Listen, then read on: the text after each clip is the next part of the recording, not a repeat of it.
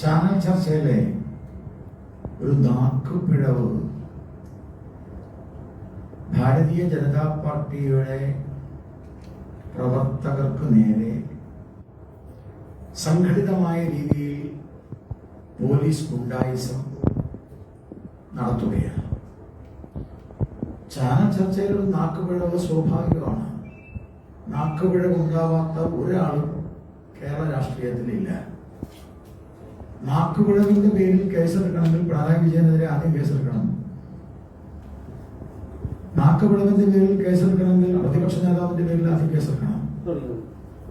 നാക്കുപിഴവിന്റെ പേരിൽ കേസെടുക്കണമെങ്കിൽ CPM Congress നേതാക്കന്മാർക്കൊക്കെ കേസെടുക്കണം. Rahul ഗാന്ധിക്കെതിരെ കേസെടുക്കണം.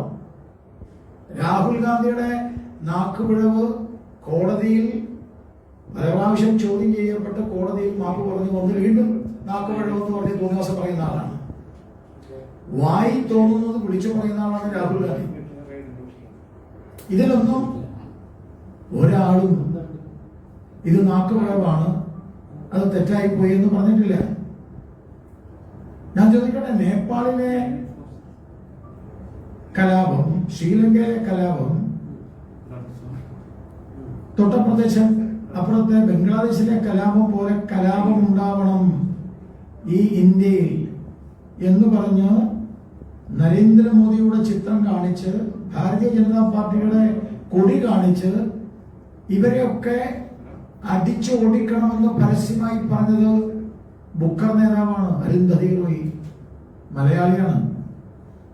Booker നേതാവും മലയാളിയായ അരുന്ധതി റോയ്ക്കെതിരെ കേസെടുക്കാൻ പിണറായി വിജയന് ധൈര്യമുണ്ടാവും. നാക്കുപിഴവല്ല, വളരെ കൃത്യമായിട്ട് പറഞ്ഞതാണ്. നാക്കുപിഴവല്ലത്. കലാപം നേപ്പാളിൽ ഉണ്ടാക്കിയ കലാപം പോലെ, ബംഗ്ലാദേശിൽ ഉണ്ടാക്കിയ കലാപം പോലെ ഇന്ത്യയിൽ കലാപം ഉണ്ടാക്കി ബഹുമാനപ്പെട്ട പ്രധാനമന്ത്രി നരേന്ദ്രമോദിയെയും കൂട്ടരെയും ഓടിക്കണം ഇന്ത്യയിൽ നിന്ന് പരസ്യമായി പ്രഖ്യാപിച്ച അരുന്ധതി റോയ്ക്കെതിരെ കേസെടുക്കാൻ പിണറായി വിജയൻ ആദ്യം തയ്യാറാവണം. എന്നിട്ട് വേണം പ്രിന്റ് മഹാദേവൻ, ഒരു പാവം ചെറുപ്പക്കാരൻ, ആവേശം മൂത്തപ്പോ ഒരു നാക്കുപിഴവും പറ്റി, അത്രേ ഉള്ളൂ. ആ നാക്കുപിഴവിന്റെ പേരിൽ കേസെടുത്തു. ഞങ്ങൾക്കത് മനസ്സിലാക്കാം. കേസെടുത്തു ഞങ്ങൾക്ക് അതിൽ വിരോധമില്ല. പ്രിന്റ് മഹാദേവൻ ഇന്ന് ഇപ്പൊ മുടക്കാണ്. അയാളുടെ കാര്യം കൃത്യമായിട്ട് അയാള് മുൻകൂർ ജാമ്യത്തിന് വേണ്ടിയിട്ടുള്ള ശ്രമം തുടങ്ങിയിട്ടുണ്ട്. ഞാൻ മനസ്സിലാക്കുന്നിടത്തോളം കോടതി ഇല്ലാത്തത് കൊണ്ടാണ്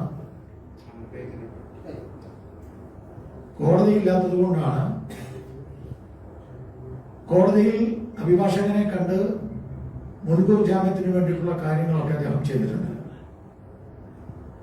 പക്ഷെ പ്രിന്റ് മഹാദേവനെ വേട്ടയാടി പ്രിന്റ് മഹാദേവന്റെ പേരിൽ BJPയുടെ പ്രവർത്തകരുടെ വീട്ടിൽ 2-3 പ്രാവശ്യം ഇന്ന് തന്നെ കയറി ഇറങ്ങിയിട്ടുണ്ട്. BJPയുടെ പ്രവർത്തകരുടെ വീട്ടിൽ കയറി പ്രിന്റ് മഹാദേവന്റെ പേര് പറഞ്ഞ് വേട്ടയാടിയാൽ ചാണകം മുക്കി ചൂലെടുത്തിട്ട് ഏത് പോലീസുകാരനായാലും ഞങ്ങൾ അടിക്കും. അതിനകത്ത് ഒരു വിട്ടുവീഴ്ചയുടെ പ്രശ്നമേ ഇല്ല. പിന്നെ ഒരൊറ്റ കോൺഗ്രസ്സുകാരനെ കിടത്തി ഉറപ്പിക്കൂല. ഞങ്ങൾ എടുക്കേണ്ട തീരുമാനം ഞങ്ങൾ എടുത്തു. അയാളെ വക്താവ് പൊസിഷനിൽ നിന്ന് ഞങ്ങൾ മാറ്റി. തെറ്റ് അയാൾ പറയാൻ പാടില്ലാത്തത് പറഞ്ഞു, അതൊരു നാക്കുപിഴവായിരുന്നു എന്ന് അയാൾ പറഞ്ഞു. ആ നാക്കുപിഴവായിട്ടും ഞങ്ങൾ എടുക്കേണ്ട ചുമതല ഞങ്ങൾ ചെയ്തു. പാർട്ടി അടിസ്ഥാനത്തിൽ ചെയ്യേണ്ട കാര്യങ്ങൾ ഞങ്ങൾ ചെയ്തു. എന്നിട്ടും അയാളെ പേരിൽ കേസെടുത്തു. ഞങ്ങൾക്ക് വിരോധമില്ല. കേസെടുത്തു. അയാൾ മുൻകൂർ ജാമ്യത്തിന് നോക്കുന്നു. ഇതൊക്കെ ജനാധിപത്യത്തിൽ സർവ്വസാധാരണമാണ്. അതിന് പേര് പറഞ്ഞ് BJP ഓഫീസിലും BJPയുടെ ഇന്നത്തെ കഴിഞ്ഞ പാട്ടുകാരിലെ 2 BJPയുടെ സമ്മതിദായകരുടെ വീട്ടിൽ വന്നിട്ട് പോലീസ് റെയ്ഡ് ചെയ്തിരിക്കുകയാണ്. അതിന് പോലീസിനോട് ഞാനാ സംസാരിച്ചേ. പോലീസ് പറഞ്ഞത് ടവർ ലൊക്കേഷൻ ഉണ്ടെന്നാണ്. നാട്ടിൽ പല ആൾക്കാരും ടവർ ലൊക്കേഷന്റെ പേരിൽ നടക്കും. അതിന്റെയൊക്കെ പേരിൽ BJP ഓഫീസിൽ റെയ്ഡ് ചെയ്യാൻ വന്നാൽ, അല്ലെങ്കിൽ BJPക്ക് പ്രവർത്തകരുടെ വീട്ടിൽ റെയ്ഡ് ചെയ്യാൻ വന്നാൽ ഞങ്ങൾ അടങ്ങിയിരിക്കും, വെറുതെ ഇരിക്കുന്നു എന്ന് വിചാരിക്കണ്ട. ഞാൻ പറഞ്ഞല്ലോ, ഒരൊറ്റ കോൺഗ്രസ്സുകാരനെ കിടത്തി ഉറപ്പിക്കില്ല.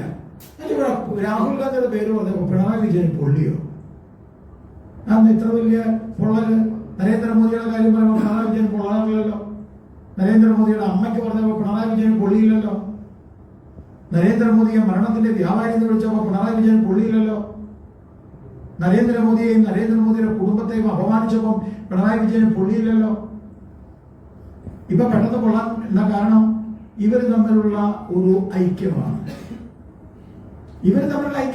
രാഹുൽ ഗാന്ധിയും CPM കോൺഗ്രസും ബാന്ധവമാണ് ഈ വിഷയത്തിന്റെ പ്രധാനപ്പെട്ട കാര്യം. കോൺഗ്രസിനെ പറഞ്ഞപ്പം CPM പൊള്ളി. കോൺഗ്രസിന്റെ ഒരു യുവ നേതാവ് MLA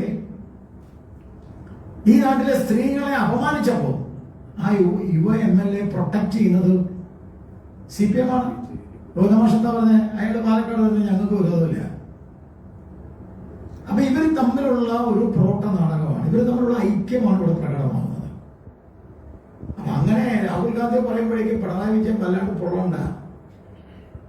പിണറായി വിജയൻ അങ്ങനെ പൊള്ളിയാൽ വേദനിക്കുന്നവരല്ല BJP. ഞങ്ങൾക്ക് ഞാനത് കുറെ കണ്ടതാണ്.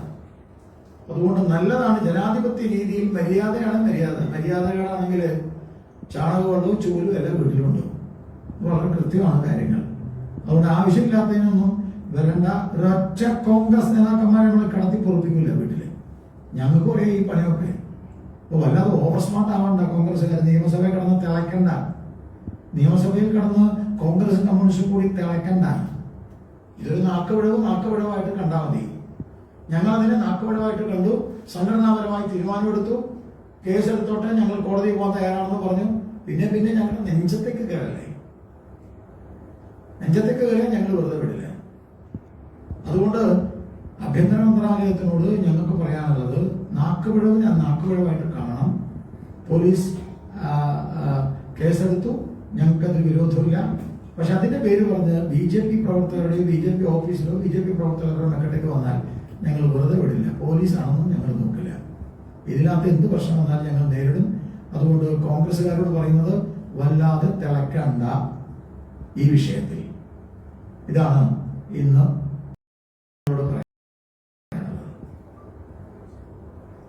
ഈ വിഷയവുമായി ബന്ധപ്പെട്ട് നിങ്ങൾക്ക് എന്തെങ്കിലും പറയാനുണ്ടെങ്കിൽ ചോദിക്കാം.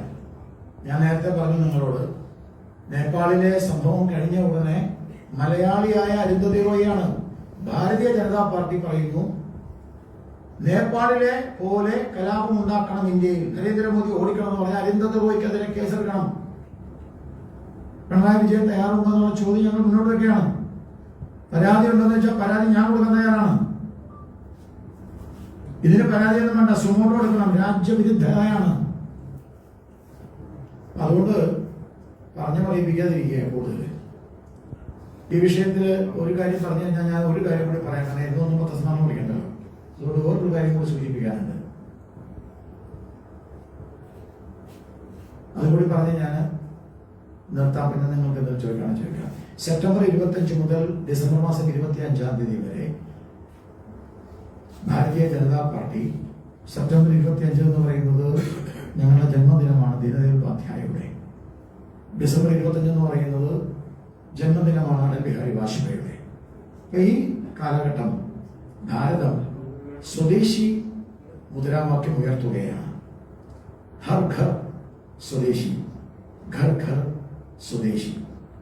എല്ലാ വീടുകളിലും സ്വദേശി ഉൽപ്പന്നം, എല്ലാ വീടുകളിലും സ്വദേശി സംസ്കാരം. സ്വദേശി എന്ന് പറയുന്നത് വിദേശി വിരുദ്ധമല്ല.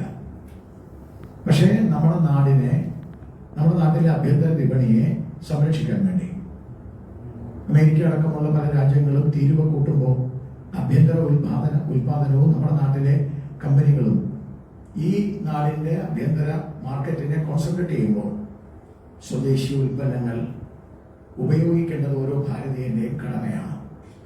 രാവിലെ എഴുന്നേറ്റ് പല്ല് തേക്കുന്നത് വിദേശിയുടെ ഉൽപ്പന്നവുമായിട്ടാണ്. അത് കഴിഞ്ഞ് കുളിക്കുന്നത് വിദേശിയുടെ ഉൽപ്പന്നവുമായിട്ടാണ്. അത് കഴിഞ്ഞ് ചായ കുടിക്കുന്നത് വിദേശിയുടെ ഉൽപ്പന്നമായിട്ടാണ്. അങ്ങനെ നിത്യനിദാന ജീവിതത്തിൽ നാം വിദേശി ഉൽപ്പന്നങ്ങൾ ഉപയോഗിക്കുമ്പോൾ സ്വാഭാവികമായിട്ടും നമ്മുടെ ആഭ്യന്തര കമ്പോളത്തിൽ സ്വദേശി ഉൽപ്പന്നങ്ങൾ കൂടുതൽ വ്യാപരിപ്പിക്കുവാൻ വേണ്ടി, കൂടുതൽ ഉൽപ്പന്നങ്ങൾ വിതരണം ചെയ്യാൻ വേണ്ടി, വിൽക്കുവാൻ വേണ്ടിയുള്ള ഒരു സ്വദേശി മനസ്സ്, സ്വദേശി സംസ്കാരം, അത് ഭാഷയിലാണെങ്കിലും നമ്മുടെ സർവ്വമേഖലയിലും അതുണ്ടാവണം. നമ്മളെ കൊണ്ട് കഴിയാവുന്ന തരത്തിലുണ്ടാവണം. നമുക്കിപ്പോൾ എല്ലാം സ്വദേശിയാക്കാൻ പറ്റില്ല. അതുകൊണ്ട് സർട്ടൻ എക്സ്റ്റെൻഡിൽ നമുക്കത് ചെയ്യാൻ കഴിയണം. ആ ഒരു സ്വദേശി മൂവ്മെന്റ് നമ്മൾ ഇവിടെ സംഘടിപ്പിക്കുകയാണ്. ആത്മനിർഭർ ഭാരത് അഭിയാൻ എന്നാണ് അതിന്റെ പേര്. ആ കാര്യം കൂടി സൂചിപ്പിക്കുന്നു. ഞങ്ങൾ ഗഡുവിടാന്തരം കയറി അതിന്റെ സ്റ്റിക്കർ, ലഘുലേഖ, അതുമായി ബന്ധപ്പെട്ട സമൂഹത്തിൽ കൊണ്ടുവരേണ്ട കാര്യങ്ങൾ ഒക്കെ നടത്തുന്നുണ്ട്. ആ കാര്യം കൂടി ഞാൻ അതിനകത്ത് സൂചിപ്പിക്കുന്നു. പക്ഷെ പത്രസമ്മേളനം ഇന്നത്തെ ഈ പ്രിന്റ് മഹാദേവുമായി ബന്ധപ്പെട്ട വിഷയത്തിലാണ്. എന്തെങ്കിലും ചോദിക്കാം, അല്ലെങ്കിൽ നമുക്ക് നിർത്താം.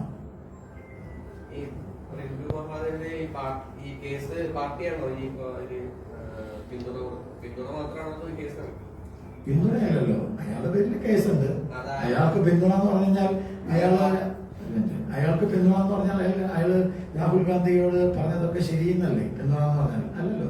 നമ്മൾ അയാൾക്കെതിരെ നടപടിയെടുത്തു. അതൊരു നാക്കുപിഴവാണ്. ശരിയാണോ ശരിയല്ലെന്നല്ല, അതൊരു നാക്കുപിഴവാണ്. നാക്കുപിഴവാകുന്ന പല കാര്യങ്ങളും ശരിയല്ലാത്തതുണ്ട്. അതുകൊണ്ട് അതൊരു നാക്കുപിഴവാണ്. അതുകൊണ്ട് നമ്മൾ നടപടിയെടുത്തു അയാൾക്കെതിരെ.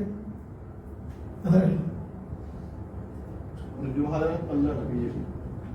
ഞാൻ തള്ളിയെന്നും പറഞ്ഞില്ല, ഉൾക്കൊണ്ടൊന്നും പറഞ്ഞിട്ടില്ല.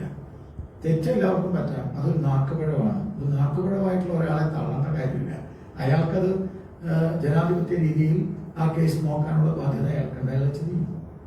ഞങ്ങള് ആരെയും തള്ളാനൊന്നുമില്ല. പാർട്ടി വക്താവ് എന്നുള്ള നിലയ്ക്കാണല്ലോ ചാനൽ സംഘടന. അപ്പോ ഇത് കേസിന്റെ കാര്യത്തിലും പാർട്ടി തന്നെയല്ലേ? അത് ഞങ്ങളിപ്പോ അയാളുമായിട്ട് ഡിസ്കസ് ചെയ്ത് പരിശോധിക്കും. ഈ മാർച്ച് എവിടേക്ക് മാർച്ച് പറഞ്ഞ